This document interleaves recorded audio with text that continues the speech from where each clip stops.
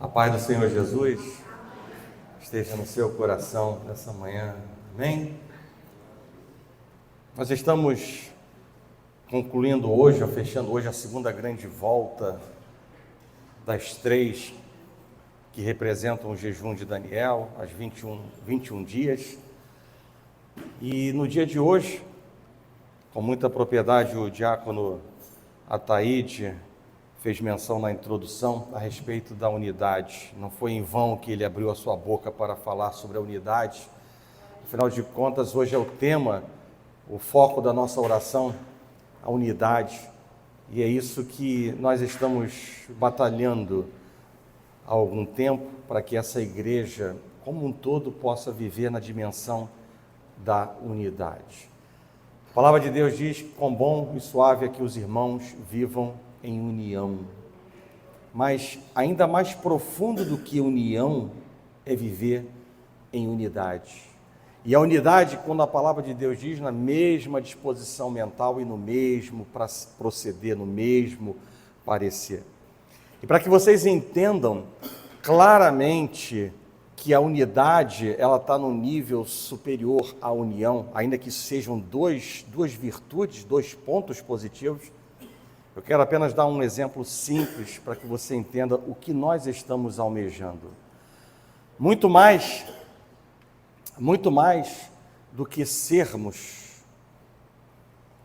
um grande saco de batatas, onde nós estamos unidos dentro desse saco, o que Deus espera de nós é virarmos um purê de batata. E para que viremos um purê de batata, precisamos ser amassados, trabalhados por Deus. Mas da mesma forma como nós amassamos uma batata e o produto que é gerado é melhor do que a própria batata pura, que é o purê, esse é o entendimento que a igreja precisa ter do que Deus está fazendo. Ainda que em determinados momentos, seja de dor, seja de confronto, a repreensão seja franca, e aí Deus com muita sabedoria diz que nem sempre o que vamos receber é motivo de alegria, por vezes será de tristeza, mas se nós deixarmos a palavra de Deus entrar no nosso coração, há uma promessa de que ela produzirá em nós frutos de arrependimento, frutos de justiça, para nós sermos de fato um grande purê de batatas.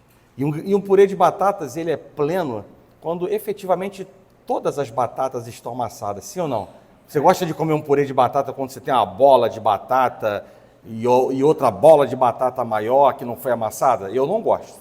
Eu como. Eu dou graças por tudo. Eu dou graças por tudo. Eu me lembro, eu falei até isso com a minha esposa essa semana, a despeito de nós estarmos vivendo, né, pela disposição da minha esposa em fazer um cardápio variado todos os dias, e eu glorifico a Deus por aquilo que ela está fazendo dentro da nossa casa, né?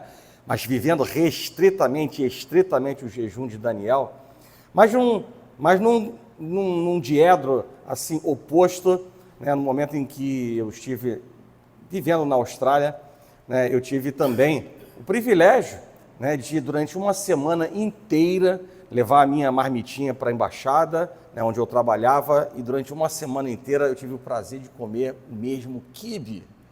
Quibe segunda, quibe terça, quibe quarta, quibe quinta e quibe sexta. E aí teve uma colega de trabalho, a Dida da Agricultura, que chegou e falou assim: irmão, ele falou, comandante, não, irmão não, comandante, novamente. E aí eu respondi para ela assim: e eu dou graças a Deus por aquilo que a minha esposa coloca na minha marmita. Então, vivendo em todos os momentos aquilo que Deus nos exorta, em tudo dai graças, amém? Mas é importante, não se esqueça de virarmos um purê de batata, que é essa a principal mensagem dentro de um jejum, né? Falar de purê de batata parece até ser provação, né? Mas é bom que seja provação, porque assim a gente fica mais forte para poder avançar na terceira volta, na terceira grande volta desse jejum de Daniel. Estou feliz por ver, né, a nossa motivação, né, por aquela reunião abençoada que nós tivemos na quinta-feira, né, onde podemos também ali ver a igreja de uma maneira substancial participando, né, do culto online. Hoje, eu convido a igreja a abrir a palavra.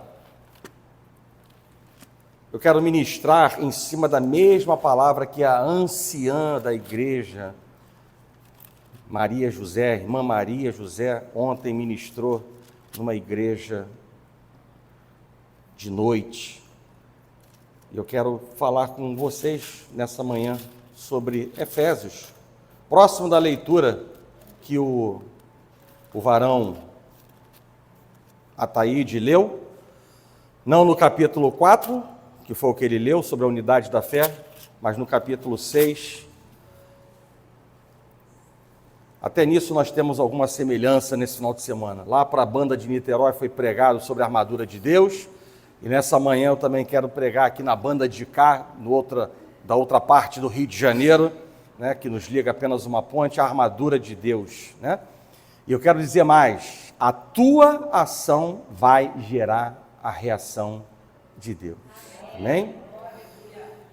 Efésios capítulo 6, verso número 10 a 18, diz assim: quanto ao mais, sede fortalecidos no Senhor e na força do seu poder.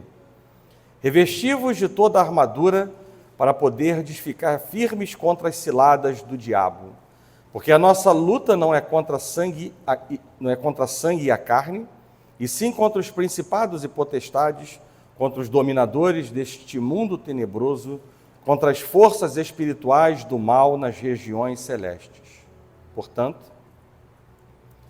tomai toda a armadura de Deus, toda a armadura de Deus, para que possais resistir no dia mau, e depois de terdes vencido tudo, permanecer inabaláveis. Estai, pois, firmes, cingindo-vos, envolvendo-vos com a verdade, e vestindo-vos da couraça da justiça. Calçai os pés com a preparação do evangelho da paz, e embraçando sempre o escudo da fé, com a qual podereis apagar todos os dardos inflamados do maligno. E o verso 17 diz: tomai também o capacete da salvação e a espada do Espírito, que é a palavra de Deus, e com toda oração e súplica, orando em todo tempo no Espírito, e para isto vigiando com toda perseverança e súplica por todos os santos. Amém? Quero ler apenas até aqui. Feche os seus olhos e vamos orar. Senhor Deus e Pai, graças te damos, Pai, nessa manhã pelo privilégio de estarmos na sua casa, na sua presença, e por tudo o que o Senhor é e aquilo que o Senhor tem feito, Pai, em nossas vidas. Acreditamos na tua palavra, confiamos no teu projeto de vida para cada um de nós, porque sabemos que o Senhor um dia entregou Jesus Cristo, o seu Filho unigênito, para que todo aquele que nele crê não pereça, mas tenha a vida eterna, uma oferta de grande valor. E nós sabemos, ó Pai, que o seu amor, desde o início da criação do mundo, ele é tremendo e ele é profundo com o ser humano, com cada um de nós. Por isso, alegra-nos, Deus, estar na sua presença, e mais uma vez poder ouvir a tua palavra, que tem poder para transformar a nossa vida, para dar início a algo virtuoso e o fim a um ciclo que não tem, Deus, alegrado o teu coração e não tem edificado as nossas vidas, Pai. Nessa manhã, tu tens liberdade para trabalhar mais uma vez. Coloca, Deus, as tuas palavras em minha boca. Me dá liberdade nesse altar para falar e sentir a tua presença, e da mesma intensidade e profundidade que a tua igreja, Pai, também sinta a tua presença. Move, Deus, as tuas águas vivas, alcançando, Deus, o coração e a mente dos teus filhos, para que saiam daqui, Deus, avivados, fortalecidos com o poder da tua palavra. Assim, Deus, nós oramos e nós agradecemos em nome de Jesus, e que a igreja do Senhor diga amém. Podem sentar. A armadura de Deus. A tua ação vai gerar a reação de Deus.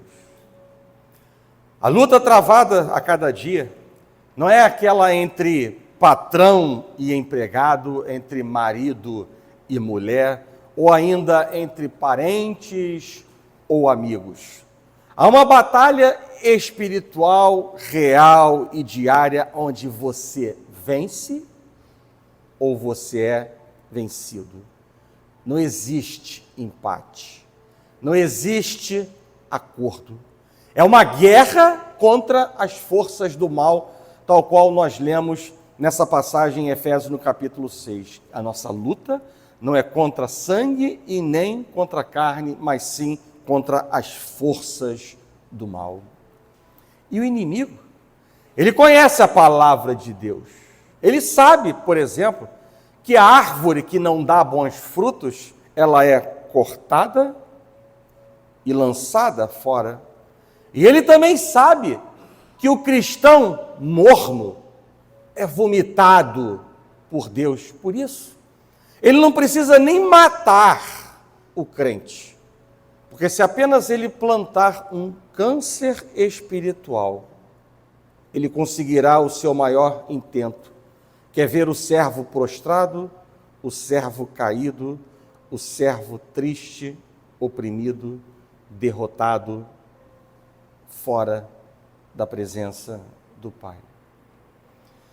E essa palavra nos mostra que Deus, Ele nos deu uma armadura para nós resistirmos nos dias maus aos ataques do inimigo. Em complemento ao que Ele já nos disse, que é Ele quem peleja a nossa luta. Provérbios 21:31 diz: o cavalo prepara-se para o dia da batalha, mas a vitória vem do Senhor. É o Senhor quem nos dá a vitória. Mas isso não quer dizer que vamos viver de qualquer maneira, que vamos simplesmente deixar tudo para Deus e não fazer absolutamente nada. Deus, Ele cumprirá a sua parte em nos fazer vitoriosos. Mas é preciso também cumprir a nossa parte. É preciso vestir todos os dias, conforme a palavra de Deus declara no verso número 13, toda a armadura espiritual, porque cada uma dessas peças tem a sua importância particular. E o apóstolo Paulo, na prisão, ele escreveu essa carta ao povo de Éfeso. E provavelmente, se deparando com soldados romanos que portavam uma armadura, ele fez uso desse simbolismo para trazer uma profunda mensagem para aquele povo naquela época, e uma profunda mensagem que ecoa no tempo e no espaço para alcançar cada um de nós no dia que se chama hoje, no tempo que se chama agora. E no verso 14 é dito que a primeira peça a ser revelada da armadura de Deus é o cinturão da verdade. E ele é preso em volta da cintura, e o cinto, ele servia para ajustar a armadura no corpo, permitindo que o soldado se movimentasse com mais agilidade. Além disso, o cinto também era importante para sustentar a adaga, uma pequena faca e uma espada. E por isso, essa peça poderia ser considerada uma peça estratégica. E o importante é que, como a palavra de Deus diz, ela envolvia o corpo do soldado. O apóstolo Paulo, ele afirma que na luta espiritual, nós também precisamos estar cingidos, nós precisamos também estar envoltos com a verdade. E aquele que mente, torna-se vulnerável. Talvez você não tenha parado para pensar, apesar de ter certeza que você sabe, apesar de saber que você sabe, né? Mas eu pergunto para a igreja, você sabia que todas as doenças, a dor e a morte na terra surgiram por conta de uma mentira? Uma mentira. Lembre-se de que o diabo, ele mentiu para a primeira mulher chamada Eva. Ele disse que ela não ia morrer se ela desobedecesse a Jeová e ela comesse do fruto que Deus disse que tinha dito para não comer. Eva acreditou no diabo e comeu. E mais do que isso, depois, ela conseguiu convencer Adão a comer também. E assim a palavra de Deus diz que eles se tornaram pecadores e todos os seus filhos, ou toda a descendência adâmica, acabou se tornando pecadora. E como todos os filhos de Adão nasceram em pecado, todos iam com o tempo sofrer e morrer. E Jesus chama o diabo de mentiroso. Jesus chama o diabo de o pai da mentira. Ele foi o primeiro a mentir. E eu quero que nessa manhã fique claro uma coisa para a igreja, ainda que pareça que eu estou falando com a turma do maternal, mas não importa. Deus nos chama a ser como crianças, então que seja como a turma do maternal, coisas simples, diretas, para nós vivermos aquilo que alegra o coração de Deus. Que fique claro uma coisa: quando alguém mente, está imitando o diabo. Eu quero que você pense nisso quando o coração estiver disposto a mentir. Mais ainda, assim como não existe pecadinho e pecadão, tudo é pecado, também não existe mentirinha e mentirona, ou seja, o aumento feminino singular da palavra mentira. Existe apenas um termo chamado mentira. E quando alguém mente, está imitando não a Jesus, imitando o diabo. E igreja, nem venha argumentar comigo que Deus aprovou a mentira das parteiras de Israel por não matar os meninos quando eles nasciam por ordem do rei de Israel. E nem venha também argumentar sobre a mentira da prostituta Raabe por proteger os espiões do povo de Deus, dos homens de Jericó, quando eles estavam querendo matá-los. Não venham argumentar comigo e com ninguém a respeito desses fatos que estão escritos na palavra de Deus. Sim. Mas eu quero que a igreja entenda que eles são casos bastante específicos e extremos, e eles devem ser analisados dentro de seus corretos contextos, para que se compreenda exatamente a atitude misericordiosa de Deus em situações que fogem à normalidade. No primeiro caso, das parteiras, porque a palavra de Deus diz em Atos, no capítulo 5, verso 29, antes importa obedecer a Deus do que aos homens. E obviamente que salvar a vida dos bebês seria melhor do que obedecer às ordens de um tirano, porque a palavra de Deus também diz que quem dá e quem tira a vida é somente Deus. Já na segunda situação, com Raabe, eu quero que a igreja também traga à sua memória que se tratava de uma mulher pagã, que ainda respirava prostituição, que estava no processo de conversão e que demonstrou grande fé no Senhor. Mas naquele momento se tratava de uma mulher ainda pagã, que cheirava fortemente prostituição. E mais uma vez, nós podemos concluir aquilo que eu não me canso de dizer para a igreja, para abrir os olhos espirituais da igreja. Um texto fora do contexto será sempre um pretexto. Um texto fora do contexto será sempre um grande pretexto. Enfim, igreja, não importam quais sejam as consequências, não importam quais sejam as circunstâncias, não importa quais sejam os motivos, nós precisamos viver. Nós precisamos ser sustentados pela verdade. Sabe por quê? Porque Jesus é a verdade. A palavra de Deus é a verdade. E é preciso que essa verdade, como o cinto, ela esteja nos envolvendo por completo. Porque a verdade nos liberta de cadeias, a verdade nos liberta de grilhões, a verdade nos liberta das artimanhas de Satanás, a verdade nos liberta de pensamentos errados, a verdade nos liberta de atitudes reprovadas, a verdade nos liberta de dúvidas, de insegurança, da incredulidade no meio da luta, ao constatar que não importa o tamanho do Golias que nós estamos enfrentando, que não importa se estamos na cova dos leões, que não importa se há um exército nos perseguindo pela retaguarda, porque nós vamos entender o que verdadeiramente importa é quem nós somos. O que verdadeiramente importa é o Deus a quem nós servimos, um Deus que é o socorro bem presente nas nossas angústias, nas nossas necessidades. Quão importante é saber quem nós somos, filhos de Deus, testemunhas de Cristo Jesus, templos do Espírito Santo de Deus. Nós não somos qualquer coisa.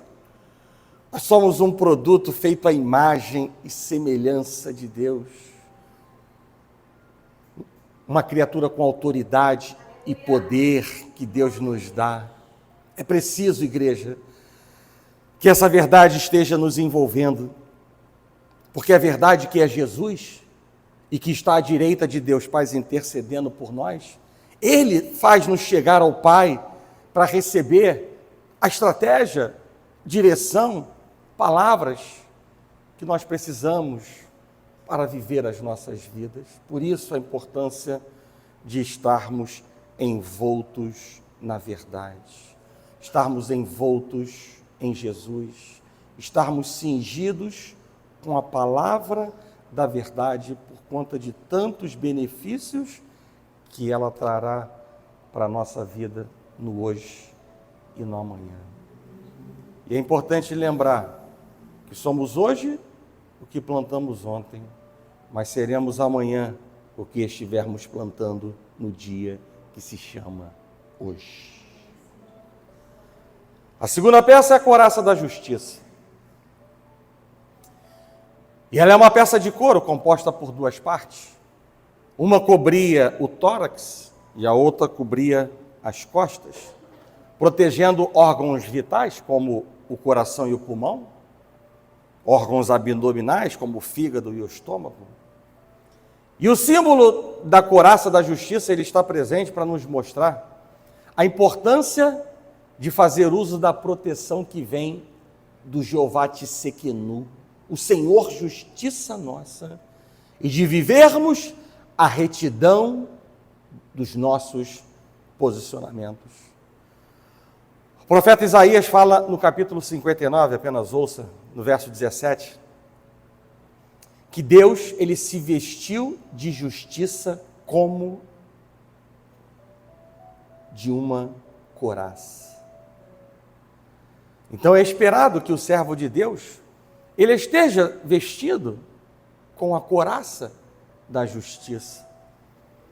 E a justiça de Cristo é o que dá ao cristão o conforto de que não está mais debaixo de nenhuma condenação.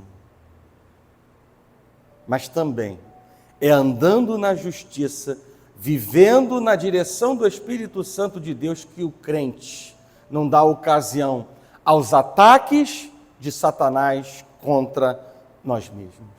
O inimigo, ele quer que você trate mal por mal. Aqui se faz, aqui se paga. O inimigo quer que você esteja em ponto de ebulição como um pavio curto. O inimigo, ele quer que você julgue o seu irmão, porque ele conhece a palavra de Deus, que vai nos dizer lá no Evangelho de Mateus, no capítulo 7, verso número 2, com o critério com que julgardes sereis julgados. E mais ainda, com a medida com que tiverdes medido, vos medirão também. O diabo conhece essa palavra. E ele quer encontrar uma brecha para romper a comunhão entre irmãos. Ele quer encontrar uma brecha para romper a aliança com Deus. Mas a palavra de Deus também vai nos dizer nesse mesmo evangelho de Mateus, num capítulo anterior, no versículo número 6, no capítulo 6, verso número 1, o seguinte: guardai-vos de exercer a vossa justiça diante dos homens, com o fim de serdes visto por eles. Doutra sorte, não tereis galardão junto ao vosso Pai Celeste. Deus está dizendo para nós que nós não precisamos exercer a nossa justiça. Não precisamos exercer a nossa justiça. Deus honrará o justo. E toda iniquidade, toda mentira, toda fofoca, toda arma forjada contra nós não prevalecerá, porque o Senhor é quem julga a nossa causa e é Ele que destrói todo o mal que queira se levantar contra as nossas vidas.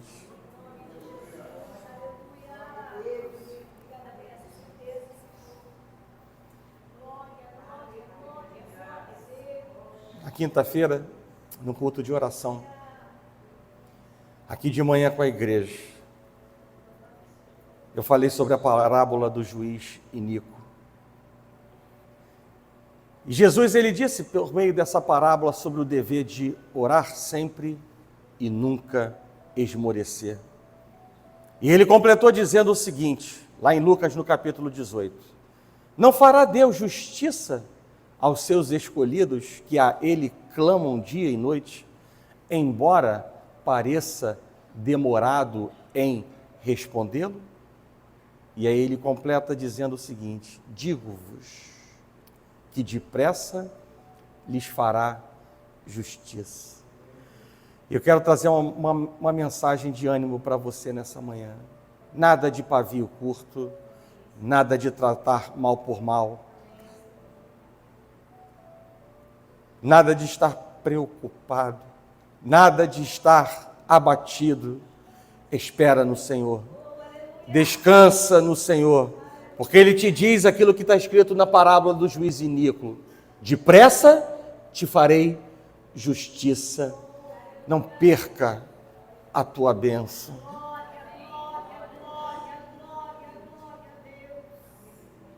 A justiça do homem não produz a justiça de Deus. A terceira peça dessa armadura é a sandália da paz.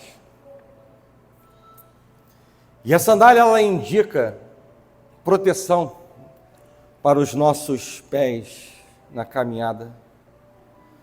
E Jesus, ele disse que na caminhada nesse mundo nós teremos aflições, mas é para nós termos bom ânimo, porque assim como ele venceu o mundo, nós, co-herdeiros de Cristo, nós também venceremos.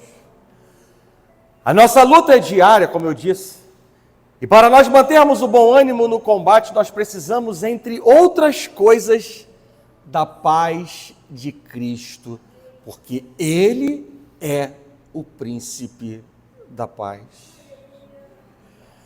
João no capítulo 14, verso 27 diz: deixo-vos a paz, a minha paz vos dou. Não vou-la dou como a dá o mundo. Não se turbe o vosso coração. E mais ainda, e nem se atemorize. E mais uma vez Deus está dizendo para a igreja nessa manhã: descanse em mim, confia em mim, dependa de mim. E há um caminho para que a sua mente e o seu coração não sejam enfraquecidos, e para que a sua boca não seja a precipitação de uma derrota ou a postergação de um deserto. Quando a palavra de Deus diz em Filipenses, no capítulo 4, versos 6 e 7, dizendo: não andeis ansiosos de coisa alguma, em tudo, porém, sejam conhecidas diante de Deus as vossas petições, pela oração e pela súplica com ações de graças, e a paz de Deus, que excede todo entendimento, guardará a vossa mente e o vosso coração em Cristo Jesus. Sem a paz de Deus, o nosso coração e a nossa mente não estarão imunes a todo e qualquer ataque de Satanás. A quarta peça dessa armadura é o escudo da fé. E obviamente que sem o escudo, o soldado ele não resistiria a ataques mais fortes ou de determinados tipos de armas, porque o seu corpo, assim como o nosso, não é um corpo blindado. Assim como nós, homens e mulheres de carne e osso, com sentimentos, expectativas, esperanças, sonhos, e que se não tivermos o escudo da fé, assim como os soldados, nós poderemos sucumbir às setas de Satanás, aos dardos inflamados do inimigo. Por isso, a palavra de Deus é clara em dizer que nós precisamos embraçar o escudo da fé, porque a fé, ela nos dá a certeza que podemos esperar em Deus as suas promessas. A fé, ela nos torna inabaláveis para continuar olhando para o autor e consumador da nossa fé e acreditar, mesmo quando tudo esteja dizendo não, ou as circunstâncias, elas sejam ou estejam desfavoráveis, que todo o nosso esforço, toda a nossa perseverança, toda a oração e jejum que fizermos nunca serão em vão. A fé, ela fará com que nós acreditemos que um dia Deus vai abrir um caminho para nos dar escape, para nos dar vitória, para mover as suas águas, porque aquilo que nós não podemos fazer, Deus pode. Deus nos chama a viver pela fé. É preciso andar por fé e não por aquilo que nós vemos. Porque a vitória, essa é a vitória que vence o mundo. A nossa fé. E a palavra de Deus diz que sem fé é impossível agradar a Deus. E se é impossível agradar a Deus, é impossível ver a manifestação do haja de Deus em nossas vidas. O quinto elemento dessa armadura é o capacete da salvação. Lá no verso 17 vai dizer isso. Tomai também o capacete da salvação. E o capacete ele serve para proteger a cabeça. Se formos levar para outro lado, para o lado espiritual, começamos a pensar em proteger a nossa mente. Podemos também entender como uma proteção para a nossa capacidade de lembrar das promessas de Deus e de manter latente na memória as virtudes presentes no nosso Deus. O capacete da salvação ele serve para proteger também a nossa capacidade de decidir, já que pelas decisões corretas nós colheremos os frutos da aprovação de Deus, e pelas decisões erradas nós ofereceremos brechas para o inimigo trabalhar em nossas vidas. Paulo ele disse aos Filipenses no capítulo 2, a partir do verso 12, o seguinte: assim, pois, amados meus, como sempre obedecestes, não só na minha presença, porém, muito mais agora na minha ausência, desenvolvei a vossa salvação com temor e tremor, porque Deus é quem efetua em vós tanto o querer como o realizar, segundo a sua boa vontade. Fazei tudo sem murmurações nem contendas, para que vos torneis irrepreensíveis e sinceros, filhos de Deus, inculpáveis, no meio de uma geração pervertida e corrupta, na qual resplandeceis como luzeiros no mundo.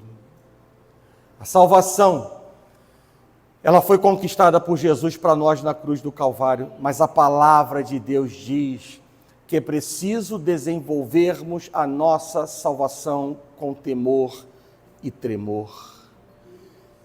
E o simbolismo do capacete da salvação, ele foi promulgado para que nós possamos nos lembrar em todos os momentos, em todos os pensamentos, em todas as decisões, em todas as atitudes da cruz de Cristo.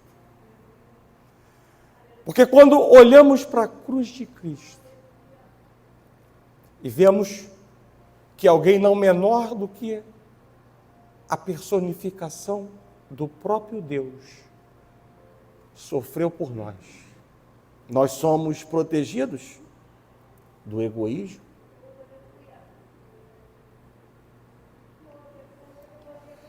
ao ver o Senhor abrindo mão de sua glória por nossa causa, nós somos protegidos do egoísmo ao ver a doação de uma vida em favor de muitos. Mas com o capacete da salvação, além do egoísmo, nós também somos protegidos de toda semente de arrogância e de autossuficiência. Sabe por quê? Porque ao ver um homem humilde, lá vemos um homem humilde, em quem não foi encontrado pecado algum, submetendo-se à morte mais cruel que alguém poderia ter por amor a nós. E quando esse capacete está na nossa mente, nós somos protegidos de toda a semente de arrogância e de autossuficiência que queira se levantar em nós. Mas além do egoísmo, da arrogância e da autossuficiência, o capacete da salvação, ele também nos protege da desobediência. Porque na cruz do Calvário, nós podemos enxergar a plena submissão de Jesus à vontade de Deus. E assim, igreja, entender, assim aceitar pela fé, assim acreditar que a vontade do Pai, ela precisa ser cumprida em nossas vidas. Porque a vontade do Pai é soberana, é boa, é agradável e é perfeita. Seja humilde em depender de Deus. Seja dependente, obediente, perseverante. Seja obediente, perseverando na vontade de Deus. Porque no momento em que vivemos dessa forma, ou dessa maneira, nós vamos entrar certamente no cumprimento de uma outra importante promessa para as nossas vidas, em que a palavra de Deus diz que tudo o que nós pedirmos em nome de Jesus, nós receberemos. Deus nos concederá. Dá para você entender? O tema dessa palavra, a tua ação vai gerar a reação de Deus?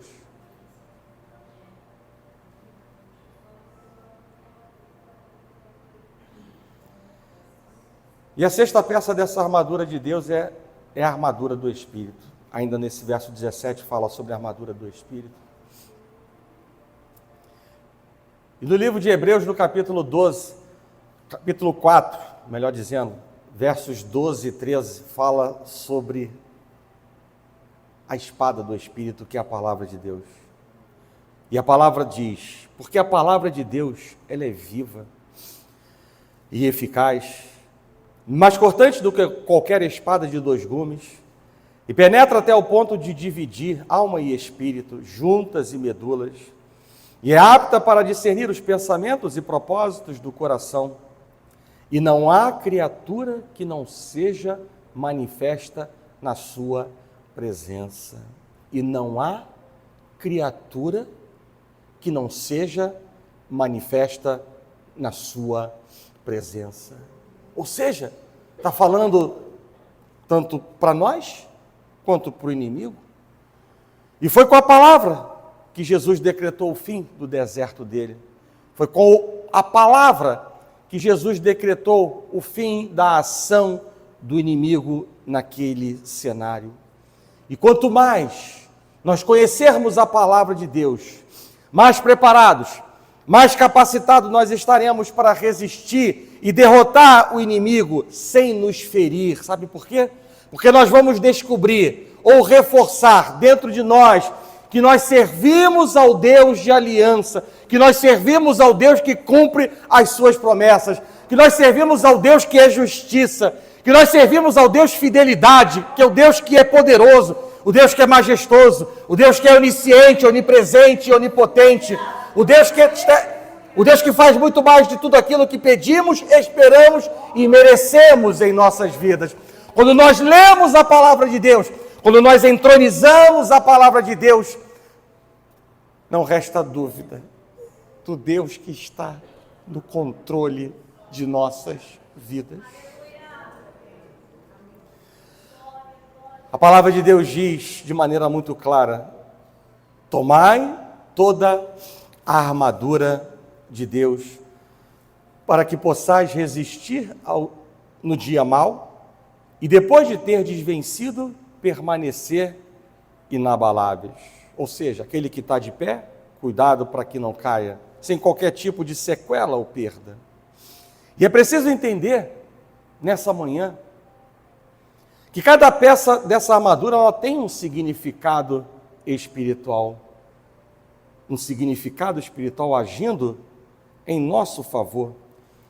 E que, ao mesmo tempo, todas elas precisam ser devidamente posicionadas e reguladas em nossa vida, como uma armadura, segundo os parâmetros de Deus, sem esquecer também de algo muito importante que dá expresso no verso número 18, quando fala assim: com toda oração e súplica, orando em todo tempo no Espírito, e para isto, vigiando com toda perseverança e súplica por todos os santos.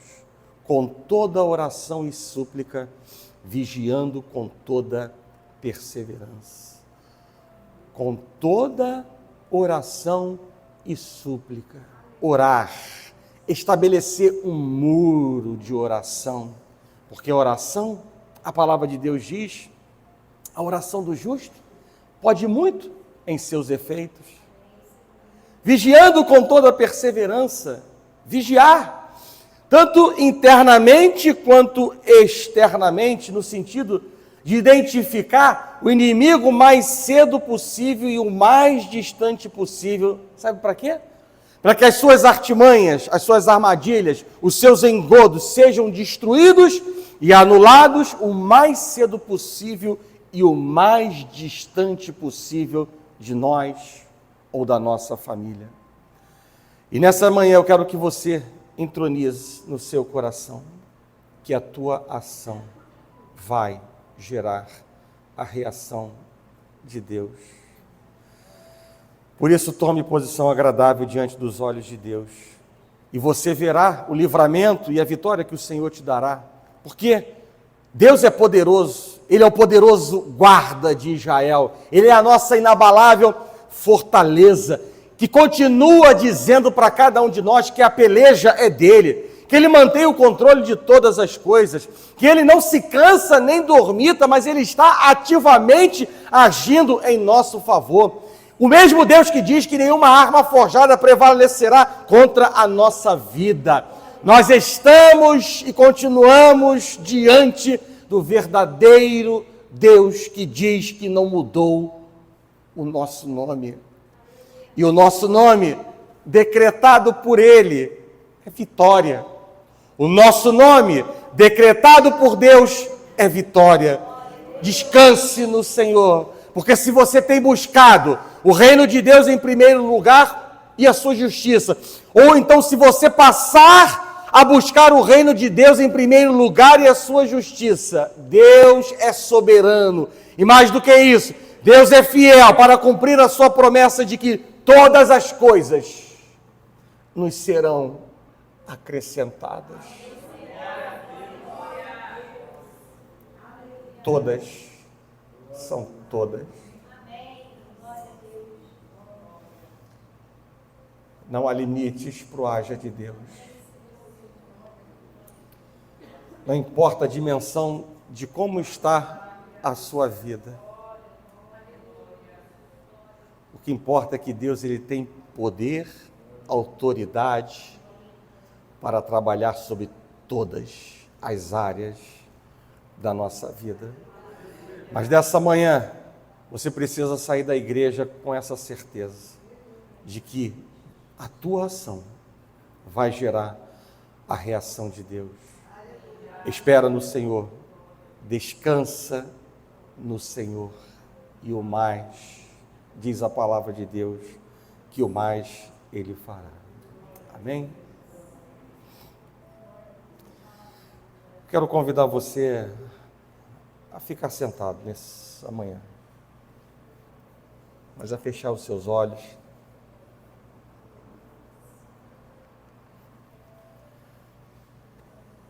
E diante dessa palavra que você ouviu nessa manhã, a armadura de Deus, a tua ação gerará a reação de Deus.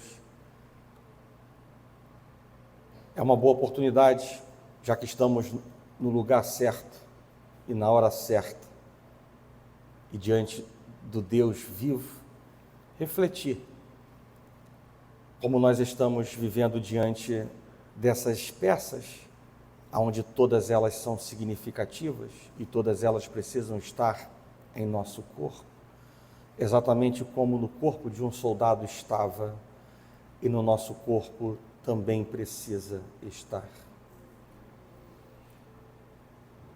E a boa notícia é que, mais uma vez eu quero dizer que Deus ele não quer evidenciar aquilo que você fez até o dia de hoje. O que Ele quer é ver o que você vai fazer no dia de hoje. Uma palavra que Ele libera ao seu coração. Quão bom saber que Deus não trata mal por mal e que Ele apaga os nossos pecados, transgressões, iniquidades para lançar na profundeza do mar, dos oceanos, para não se lembrar mais de nossos pecados. E assim, nem nós e nem ninguém tem liberdade, autoridade, legitimidade e permissão para falar qualquer coisa a respeito do nosso passado, de quem nós éramos, do que fizemos, porque nós estamos diante de um Deus que diz que faz tudo novo. Coisas novas estão saindo à luz. Essa é a palavra que Deus nos dá quando nós abrimos verdadeiramente a porta dos nossos corações para permitir que Ele trabalhe em nossas vidas. Nessa manhã, deixe ser confrontado por Deus e deixa Deus trabalhar na sua vida. Não adianta mais ficar colocando justificativas, argumentos, priorizando outras coisas, anexando felicidades em coisas materiais, quando na verdade nós somos chamados a buscar o reino de Deus em primeiro lugar e a sua justiça, porque certamente nós queremos que sejam acrescentadas todas as demais coisas, mas é preciso entender que a ordem que Deus estabelece na nossa vida, nós não estamos aqui para barganhar nada com Deus. Deus é soberano e nós somos servos e Ele fará no tempo dEle.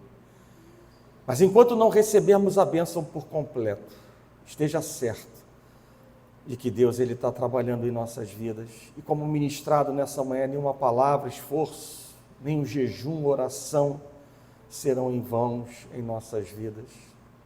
Mais perto nós estaremos de Deus e mais próximo o Senhor se chegará a nós.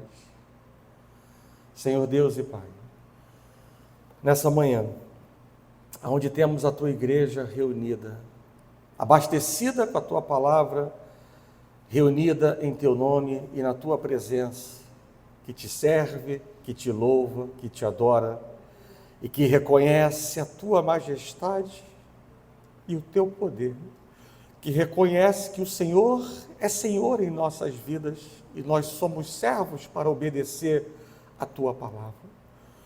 Mas às vezes, Deus, sabemos que há uma distância entre a teoria e a prática, entre o caminho de ser ouvinte e ser praticante da tua palavra. E nós também sabemos que 3 vozes daninhas trabalham incessantemente para anular a tua voz. Mas nessa manhã, Pai, oferecendo as nossas primícias a Ti, nos apresentando na Tua casa, Senhor, com expectativas no nosso coração, eu te peço, junto com os Teus filhos que aqui se fazem presentes, para que o Senhor, Pai, possa ouvir o clamor dos Teus filhos, e mais do que isso, Pai, transformar, trazer à existência coisas novas, construir uma nova história, já que o Senhor é o alfa e o ômega, o início e o fim de todas as coisas, Pai, em nossas vidas, Pai. Não nos deixa, Pai, ansiosos de coisa alguma, não nos deixa, Deus, desviar para a direita, para a esquerda, e muito menos oramos como Davi fez, não ausente o Teu Espírito de nós e nem pese a Tua mão sobre nossas vidas, Pai.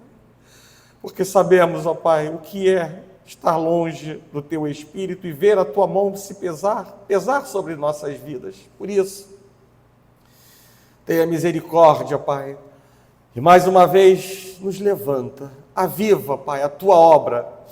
Enche-nos, Deus, com o Teu Espírito, Deus, nessa manhã. Enche-nos, Deus, com o Teu Espírito para que possamos sair dessa igreja nessa manhã, Pai, muito diferentes, fortalecidos, avivados e firmes, Deus, no caminho que o Senhor nos chama a viver.